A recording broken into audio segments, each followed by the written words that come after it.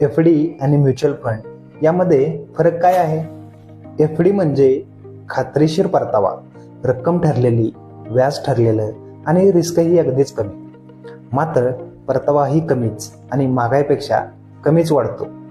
Mutual fund म्हणजे थोडा risk पण वाढीची संधी खूप मोठी. इथे मार्केट वाढलं तर तुमची गुंतवणूकही वाढते. थोडक्यात एफ डी म्हणजे सुरक्षा आणि म्युच्युअल फंड म्हणजे संधी. जमा आणि वाढ याच्यात निवड तुमच्या गरजेनुसार. या संदर्भातलं उदाहरण आपण बघूया.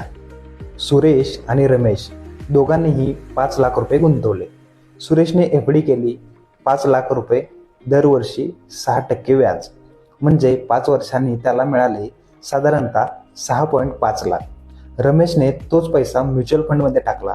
मार्केट चांगलं चाललं आणि त्याचे पैसे झाले 8 लाख रुपये. दोघांनीही गुंतवले तितकेच, पण सुरेशने निवडली सुरक्षितता आणि रमेशने निवडली संधी. आता निर्णय तुमचा आहे. तुम्ही सुरक्षितता निवडणार की संधी? धन्यवाद.